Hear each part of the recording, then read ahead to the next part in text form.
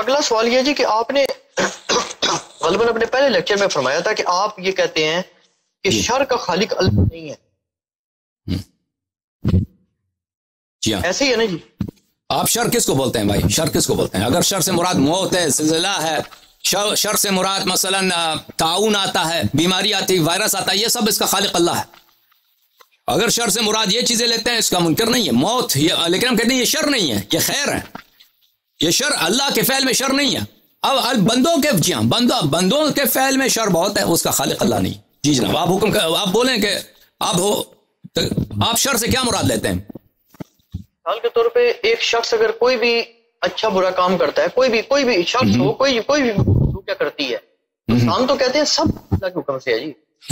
اللہ کے حکم سے. اللہ حکم دیتا ہے برے چیزوں کی، تقدیر لکھی سب پتہ ہے اللہ کو.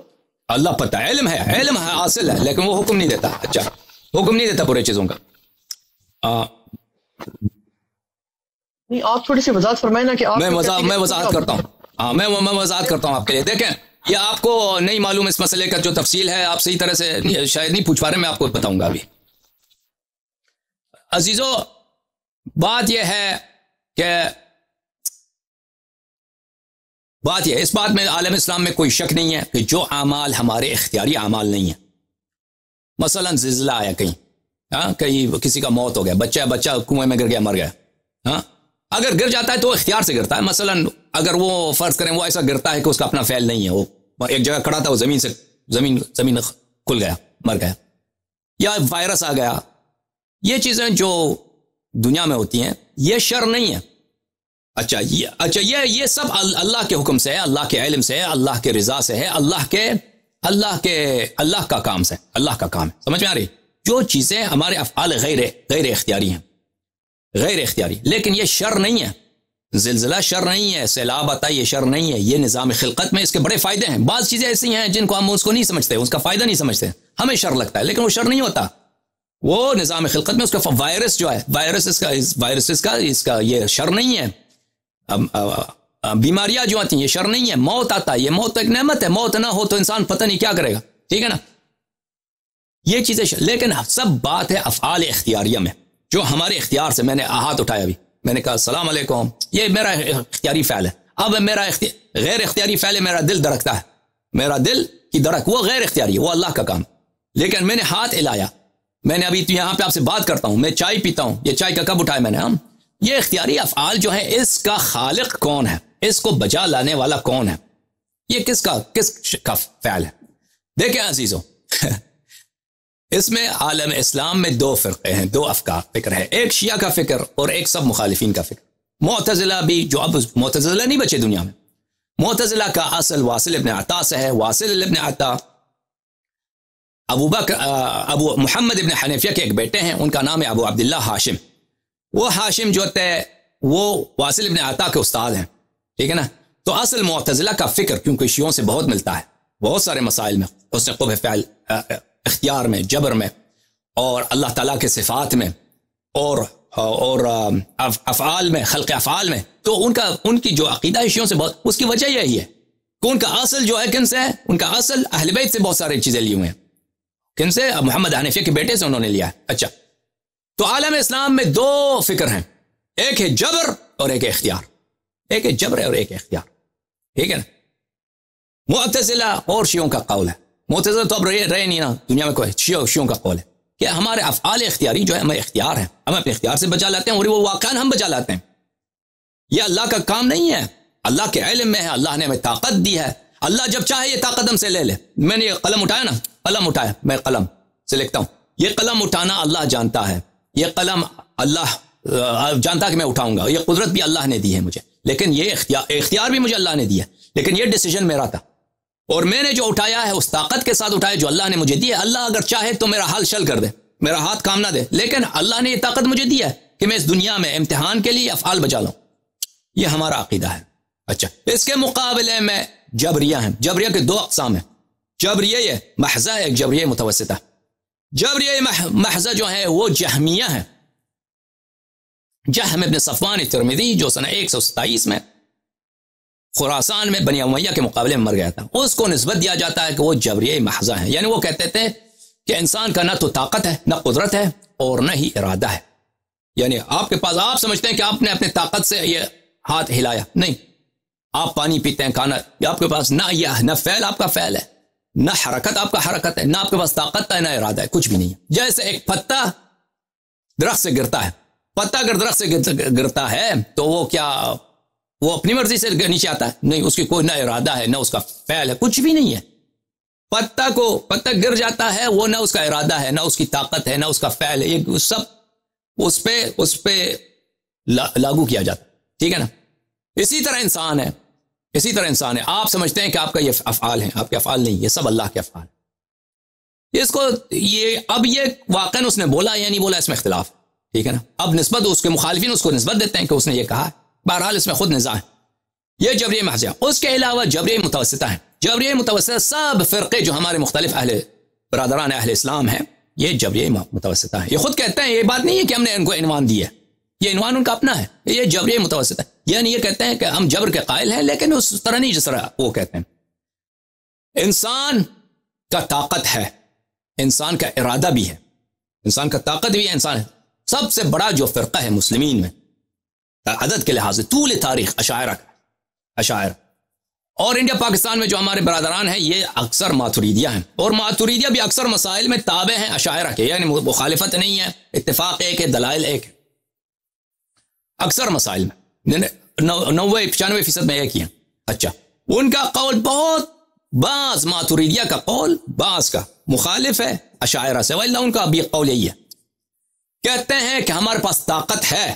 مثلا میں نے یہ چائے کا کپ اٹھایا، یہ طاقت ہے کہ ہم یہ کپ اٹھائیں، لیکن اس طاقت کا کوئی اثر نہیں ہے، یہ غیر مؤثر ہے.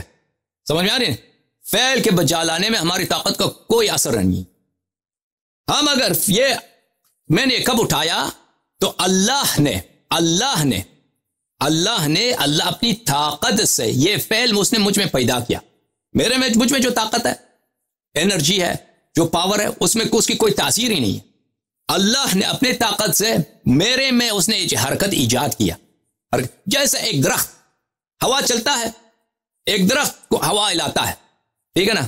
تحرکت الشجر، تو اس درخت میں ایک حرکت پیدا ہوئی. یہ حرکت کہاں سے؟ درخت نے خود ہلایا؟ نہیں، درخت کا تو اس میں نہیں ہے، اس میں ہوا نے حرکت ایجاد. اسی طرح ہم انسانوں کا، اس میں ہم نے یہ جو اٹھایا ہے، یہ اللہ نے ہم میں یہ حرکت پیدا کی. ارادہ، کیا ہمارا ارادہ ہے یا نہیں؟ اچھا، اشاعرہ فرماتے ہیں کہ ہم میں ارادہ ہے. اللہ نے ہمیں مختار بنایا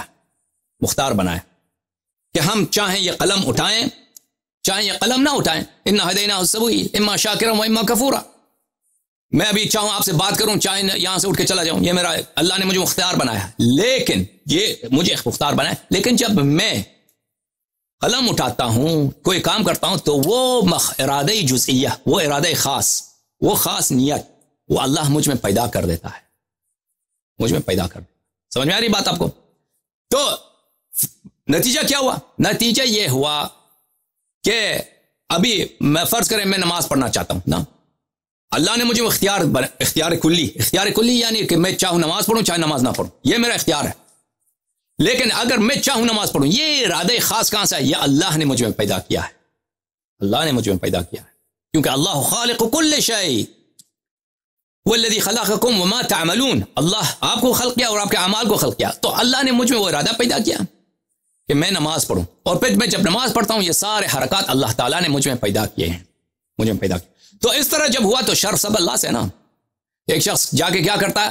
نماز پڑھتا ہے، اس نماز پڑھنے کا ارادہ اللہ نے اس میں ایجاد کیا، نماز کے حرکات اللہ نے اس میں ایجاد کیے، تو یہ سب اللہ کا فعل ہے. تو یہ حقیقت میں جبر ہے، لیکن جبر ہے کہ بظاہر مختار ہے، بظاہر اختیار ہے. اچھا، لیکن ایک شخص دوسرا شر بجا لاتا ہے، میں کہتا میں جا کے نبی کریم صلی اللہ علیہ وسلم سے قتال کروں گا، جنگ کروں گا، تلوار لے کے آتا ہے میدان جنگ میں اسلام سے لڑنے کے لیے. تو اس نے نیت اس کا کہاں سے ہے؟ نیت اللہ نے اس کے شعور میں ڈال دیا، نیت اللہ نے خلق کیا. پھر حرکات، جو قتل کرتا ہے مسلمانوں کو، تلوار مارتا ہے، نبی کریم صلی اللہ علیہ وسلم کو گالی دیتا ہے، حملہ کرتا ہے، یہ سب کس سے؟ تو یہ شر کیا کہ شر پر اللہ ہے، خیر و شر دونوں سب اللہ کی جانب سے. ملاحظہ فرمائیے، میں یہ آپ کو شاید یقین نہ آیا کہ ایسا کوئی کہہ بھی سکتا ہے مسلمانوں میں، یہ مسلمین، جمہور مسلمین کا یہی قول ہے अशायरा का ये कौल है, अहले हदीस का ये कौल है, इब्न तैमिया का ये कौल है, मातुरीदिया का कौल कुछ मुख्तलिफ है इसमें, जमात मातुरीदिया उनमें से सब का नहीं, जमहूर मातुरीदिया जो फरमाते हैं वो ये है कि हमारे अमाल अल्लाह बजा लाता है, ये हमारा अमाल अल्लाह का काम है। अच्छा, और नियत जो इरादा जो है वो हम करते हैं, लेकिन नियत हमारी होती है, यानी मैं भी नियत करता हूं, मैं नमाज पढ़ता हूं, ये अल्लाह मेरे बातिन में नियत पैदा नहीं करता, मैं नियत करता हूं, ये नियत मेरी है। अच्छा, लेकिन जब मैंने नमाज करने की नियत की तो अल्लाह ताला वो हरकत मुझ में पैदा कर नियत करने की, समझ में आ रही ना आपको। इन्नमल अमालु बिन्नियात, तो वो कहते हैं कि जज़ा व सज़ा किसकी है? नियत की है, क्योंकि फ़ेल तो सब अल्लाह का है। एक शख्स है गुनाह की नियत करता है, हाँ, अल्लाह उसमें गुनाह पैदा कर देता है, यानी हम सब जो है महल हैं किसके? अल्लाह के। अल्लाह में हरकत ईजाद करता है, अफ़आल ईजाद करता है, अल्लाह खालिक़ अफ़आल। और हम एक शख्स नियत करता है खैर की, अल्लाह उसमें फ़ैल खैर ईजाद करता है। एक शख्स शर की नियत करता है, अल्लाह उसमें फ़ैल शर की नियत करता है, लेकिन नियत उसका अपना है। अच्छा, तो अशारा उनका क्या जवाब देते हैं? अशारा कहते हैं यही बात आपकी गलत है, क्योंकि अगर आप कहते हैं कि अल्लाह खालिक़ कुल्ल शै है, तो फिर आप नियत एक हकीकी अम्र है, वाकई आप नियत करते हैं, तो इसका भी खालिक़ अल्लाह है, इसका भी खालिक़ अल्लाह है, कोई और नहीं है। तो फिर वो मातुरीदिया के पास इस बात का जवाब नहीं है, वो कहते हैं नियत एक एतबारी अम्र है, गैर हकीकी है, लेकिन नियत हकीकी है, वाकई आप नियत करते हैं। मुलाहिज़ा फरमाइए, ये किताब शरह अल मवाक़िफ़, तालीफ़ सैयद शरीफ अल जुरजानी, यहां पे अल-मरसद अल-अव्वल, यह अशायरा की बहुत मशहूर मारूफ किताब है, अल-मवाक़िफ़ फ़ी अफ़आलिही तआला व अफ़आल अल-इबाद, अल्लाह ताला के अफ़आल और बंदों की अफ़आल, हमारी अमाल। अन्न अफ़आल अल-इबाद अल-इख्तियारिया वाक़िअतुन बिक़ुद्रतिल्लाहि सुब्हानहु व तआला वहदहा, बंदों के जो इख्तियारी अफ़आल हैं ये अल्लाह की कुदरत वहदहा, लैसा लिक़ुद्रतिहिम तासीरुन फ़ीहा बल, यानी हमारी ताकत का कोई असर ही नहीं है, अल्लाह ताला आप में हरकत ईजाद करता है। शराब पीते हैं ना, ये शराब अल्लाह ताला ने आप में ईजाद किया है, नियत भी अल्लाह की जानिब से है, नियत भी शराब पीने के। तो फिर उनसे अगर पूछिए तो फिर ये तकलीफ किस बात की है? अल्लाह ताला ने अनबिया क्यों भेजी है? हाँ, अगर अल्लाह हम ये में कुफ्र बना, एक हम में नियत कुफ्र, नियत गुनाह पैदा करता है, पर हम में अमल कुफ्र, अमल गुनाह खल्क करता है, तो उनसे पूछिए तो उनका जवाब क्या है पता है आपको? क्या कहेंगे? कहते हैं ये कदर सिर्र मिन असरारिल्लाह, ये इसका जवाब हमें नहीं मालूम, ये कदर ये सिर्र मिन असरारिल्लाह है, ये क़ज़ा व क़दर ये असरार इलाही में से इसका जवाब हमारे पास नहीं, वो ये कहते हैं। और मैं ये मजाक से नहीं कहता, अगर आपके पास वक्त है तो मैं सारे नुसूस आपको दिखाऊं। अल्लाह ताला की आदत यह है कि यूजद फिल अब्द क़ुदरतन व इख्तियारन, कि बंदे में कुदरत और इख्तियार पैदा किया। फ़इज़ा लम यकुन हुनाका मानिउन औजद फ़ीहि फ़अलहु अल-मक़दूर मुक़ारिनन लहुमा, अगर कोई माने ना हो तो आपने शराब पीने की नियत, आपने शराब पीना चाहा है तो आप में वो फ़ैल ईजाद करता है। फ़यकूनु फ़अलुल अब्द मख़लूक़न लिल्लाहि इब्दाअन व इहदासन व मकसूबन लिल-अब्द, तो अल्लाह ताला फ़ैल को ईजाद करता है, अल्लाह ताला फ़ैल को ईजाद करता है, खल्क़ करता है, लेकिन ये आपका कसब है। आपका कसब किस लिए है? क्योंकि अल्लाह ने आपके वजूद में शुर्ब खम्र, शुर्ब शराब अल्लाह ने ईजाद किया, ये आपका कसब है।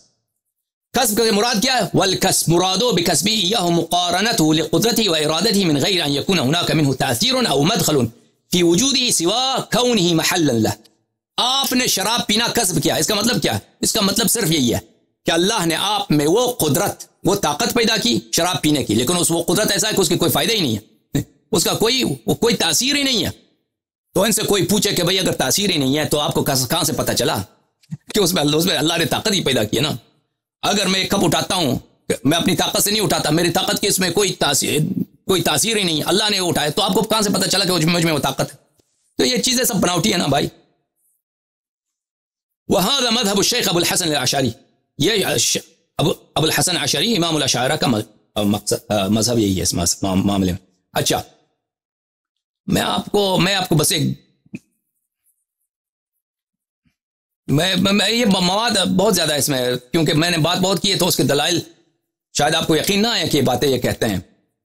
ये बहुत मशहूर मारूफ हैं मातुरीदिया के मुतकल्लिम مسعود ابن عمر تفتازانی شرح المقاصد جزء الرابع چھاپ عالم الکتب، العبد مضطر فی صورت المختار، عبد جو ہے انسان جو ہے ظاہراً و اختیار ہے، کوئی اختیار کوئی نہیں ہے، حقیقت میں مجبور ہے، مضطر ہے. فالانسان مضطر بصورت الاختیار. میں اب وقت آپ کا زیادہ نہیں لیتا. اگلے صفحے میں وہ فرماتے ہیں کہ فالانسان مضطر فی صورت مختار کالقلم فی ید الکاتب والوتد فی شق الحائط. انسان مضطر ہے، بظاہر انسان ہمارا اختیار ہے، لیکن حقیقت میں ہم مختار نہیں، ہم مجبور ہیں افعال بجا لانے میں، جبر ہے حقیقت. اچھا، کالقلم فی ید الکاتب، قلم کاتب کے ہاتھ میں، یہ قلم میرے ہاتھ میں لکھتا ہوں، اس قلم کا کوئی ارادہ ہے؟ اس قلم کا کوئی ارادہ ہے؟ کچھ نہیں. یہی ہے انسان. اللہ تعالیٰ ہم سے جو کروائے وہ کروا لیتا ہے، ہمارا کوئی ارادہ ہی نہیں، کوئی کچھ بھی نہیں ہے. والوتد فی شق الحائط، جیسے ایک میخ ہی بولتے ہیں آپ اردو میں، اردو زبان میں میخ بولتے ہیں. اچھا، میخ کو آپ دیوار میں مارتے ہیں نا ہتھوڑی سے، میخ کو ہتھوڑی سے مارو دیوار میں، میخ کا کوئی ارادہ ہے؟ کوئی ارادہ نہیں ہے. قال الحائط للوتد لما تشقني فقال سل من يدقني. کہتا ہے، یہ شعر سناتا ہوں آپ کو، تفتازانی صاحب فرماتے ہیں کہ دیوار نے میخ سے پوچھا کیوں تم مجھے شق کر رہے ہو، کیوں تم مجھے میں داخل ہو رہے ہو؟ تو اس نے میخ نے جواب دیا کہ اس سے پوچھو جو مجھے مار رہا ہے. ٹھیک ہے نا. میں ایک اور نص آپ کو دکھاؤں. یہ کتاب اکمال المعلم بفوائد مسلم الجزء السابع قاضی عیاض یحسبی کی، یہاں پہ العین حق، یہ حدیث رسول پاک صلی اللہ علیہ وسلم کی کتاب مسلم ہے. العین حق، کسی کو آپ آنکھ لگائیں، بری آنکھ لگائیں، یہ حق ہے. ٹھیک ہے. تو اس کے جواب میں فرمایا، اچھا وہ بعض لوگوں نے کہا کہ اس میں طبیعت میں، آنکھ کی طبیعت میں ایسی طاقت ہے جیسے آگ جلاتا ہے، پانی ٹھنڈا کر لیتا ہے. فرض کریں سورج آ جاتا ہے تو کیا ہوتا ہے، سورج کے آنے سے روشنی پیدا ہوتی ہے، تو آنکھ میں بھی ایسی طاقت ہے کہ آنکھ لگتا ہے کسی آدمی بیمار ہو جاتا ہے. فرض کریں اس بعض لوگوں نے یہ کہا ہے اس حدیث کی شرح میں. تو وہ فرماتے ہیں اس کے رد میں، وَهَذَا عِنْدَنَا غَيْرُ مُسَلَّمْ، یہ کہتے ہیں یہ بالکل باطل بات ہے، کیونکہ لِأَنَّا بَيَّنَّا فِي عِلْمِ الْكَلَامِ لَأَنْ لَا فَاعِلَ إِلَّا اللَّهُ تَعَالَى، کیونکہ ہم نے علم کلام میں بیان کر چکے ہیں کہ اللہ تعالیٰ کے سوا کوئی فاعل ہی نہیں ہے، سب فعل اللہ کا ہے. سب دنیا میں جتنے فعل ہیں یہ اللہ تعالیٰ کا ہے. اب اس بات کو اگر آپ سوچئے تو دنیا میں جتنے ظلم ہوتے ہیں، جتنے قتل ہوتے ہیں، جتنے تکذیب انبیاء ہوتے ہیں، کہ لا فاعل الا اللہ، اب شر سب اللہ سے. اب اس کا جواب آپ لوگوں کو دینا ہوگا. وبینا، ہم نے بیان کیا ہے، افساد القول بالطباع، وبینا ان المحدث لا يفعل في غيره شيئا. کہتا ہے حادث کا کوئی فعل ہی نہیں ہوتا. حوادث یعنی ہم آپ، ہمارا کوئی فعل ہی نہیں ہوتا، ہم فعل بجا نہیں لا سکتے، سب فعل اللہ تعالیٰ کا ہے. اچھا، یہ بات لمبی ہے. بہرحال ہمارا عقیدہ یہ ہے عزیزو، ہمارا عقیدہ یہ ہے اس مسئلے میں کہ عالم میں جو افعال غیر اختیاریہ ہیں، مثلا کہیں زلزلہ پیش آیا، یہ چیزیں شر نہیں ہیں، یہ اللہ کی جانب سے ہیں، یا اس میں سب خیر ہے، اس میں خیر ہے. ہمیں سمجھ نہیں آتا، ہماری جہل کی وجہ سے ہم سمجھتے ہیں کہ اس میں شر ہے.